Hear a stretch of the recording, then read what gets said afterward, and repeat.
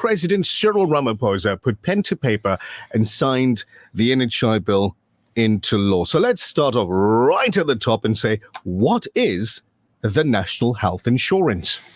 Okay, so before we even go into that, I want to say this here. The answers that I'm giving today are sourced purely from the Act. Okay. What is in black and white. Right. I haven't looked at the government publications, the social media posts regarding this, everything. Yeah. It's simply sourced directly from the Act because it's the most pure source of information. All right, let's have it. So the NHI is a fund that's established in terms of this National Health Insurance Act. Mm-hmm. Membership of it is going to be compulsory. Mm-hmm. And essentially what it seeks to do is to achieve the concept of universal access to healthcare for citizens. Now, it aims to do this primarily by being a single purchaser and payer of services in the healthcare field. So who is covered by the NHI? Now, if you want to be covered by the National Health Insurance, you have to fall within these categories: South African citizens, permanent residents of South Africa, refugees. Now, by refugees, I'm assuming people who have officially been granted refugee status. Mm-hmm. Inmates, that's people within our prison system. Mm-hmm. There's certain categories of foreigners to be determined in the future by the minister. Now, people who are asylum seekers or illegal foreigners, and I know this is always a contentious issue, yes, they will only be entitled to emergency care, alternatively care for notifiable conditions. Now, notifiable conditions, this was a bit of a buzzword a couple of years ago. Yes. So COVID-19 was a notifiable condition because it sort of creates a public health emergency. Yes. Then about a year or two ago, we sort of had somewhat of a measles outbreak out in the Gauteng area. That's a notifiable condition as well because of the risk of spreading to other members of the public.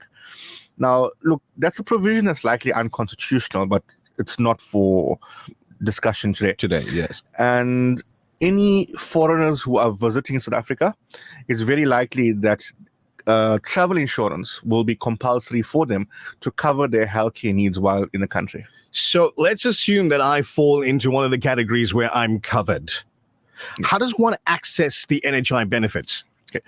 Well, simply put, and this is very important, you cannot go today and access NHI benefits. Okay. Right. So you can't now say, listen, I need a certain procedure done.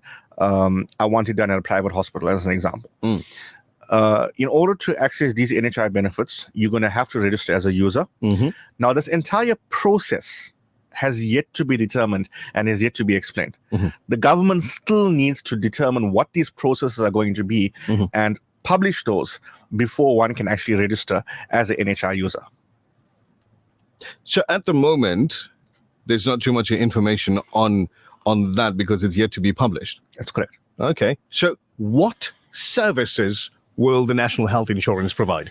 Okay, so it's envisaged that eventually the NHI will provide cover for the majority of medical conditions, if not all medical conditions. Now, the reality is that it's going to be in a phased-in approach. So there'll be different levels of coverage implemented at different stages. So initially, for example, they may just offer primary health care. And then they will include perhaps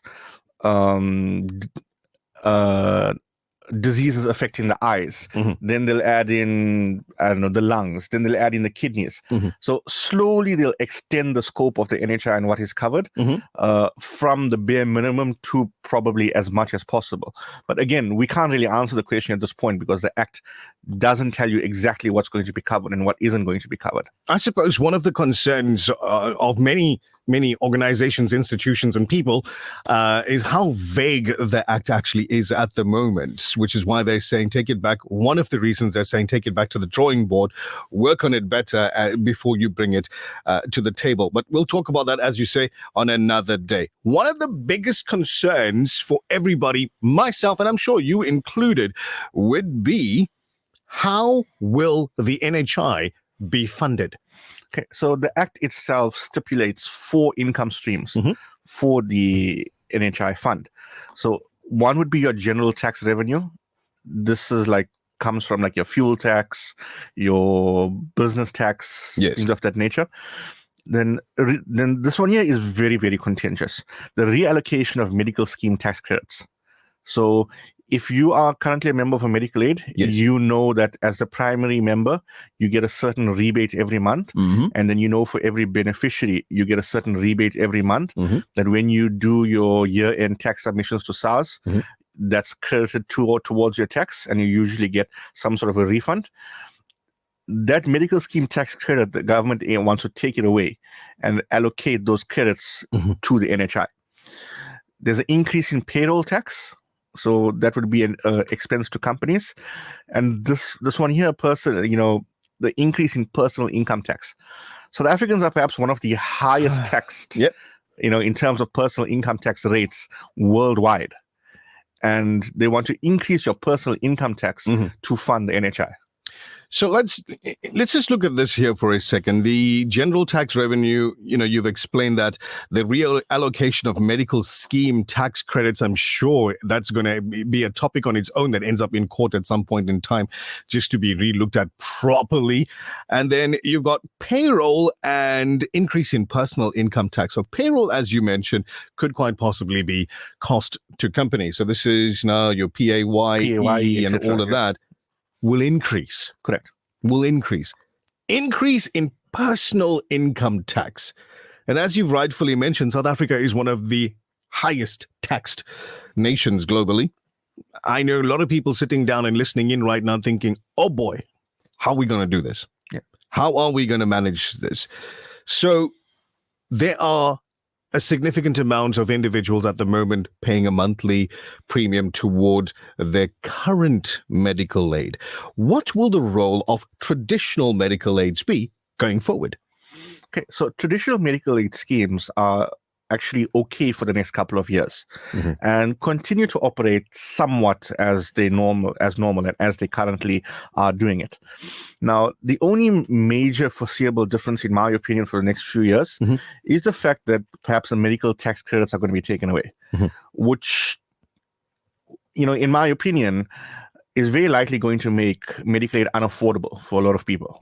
Because you take away those tax credits, you take away the refund you get at the end of the year, money becomes, you got to stretch it far further than you currently are at the moment. Yes. Now, as the NHI takes on responsibility for more conditions, I've spoken about this phased-in approach. Medical aids will no longer be able to fund these conditions. So let's say it gets decided that the NHI is now going to cover a lung transplant. It gets gazetted, etc., whatever needs to be done. Medical schemes can no longer cover a lung transplant. And if you require a lung transplant, it has to be done through the NHI. Okay. So whatever the service is, the minute the NHI provides cover for it, the medical aid can't cover it any further.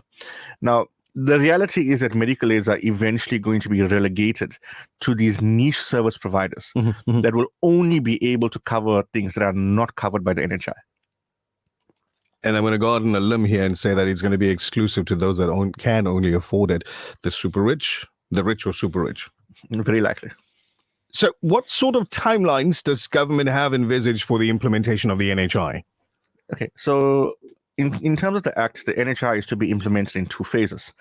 Now, phase 1 is meant to run from 2023 to 2026. Right. Now, this is already a bit of a misnomer because the Act's only signed in 2024, but yet the text of the Act says this must run from 2023 to 2026. And this phase 1 is the administrative setup, so to speak. Right. Then phase 2 will run from 2026 to 2028. And this is more of the practical implementation where they start rolling out that these are the conditions that the NHI is going to cover. So when you speak of administrative setup, what do you mean? Okay. So the NHI establishes a number of committees, boards, appeals divisions, etc. Some of them at the district level, some of them at the national level. All of these needs to be set up. And the reality is, if you look deep enough and if you pay enough attention to what's going on, the NHI and all of these committees that are being set up are essentially creating a parallel health department. And to me, it just doesn't make sense. Make any sense.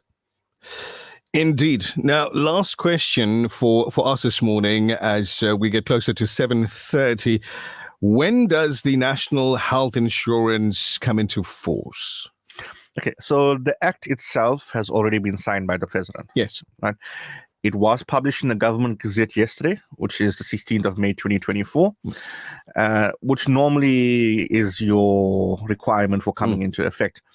But in terms of Section 59 of the Act, the president needs to proclaim a date for the NHI to come into effect. Yes. So the president still needs to say, listen, the NHI will be in effect as of, for example, 1st of October, 2024.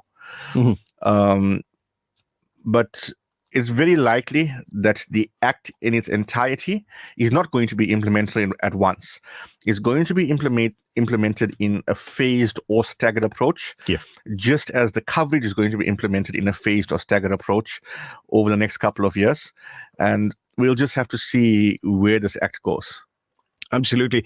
Altaaf, I want to say thank you to you this morning for coming through, taking the call, taking the time to read it, to understand it, so you can give us this explanation this morning on Radio Al Ansar. We do appreciate it. And of course, we'll keep an eye on this as it develops to give you the best information in the best way possible, so we keep you informed.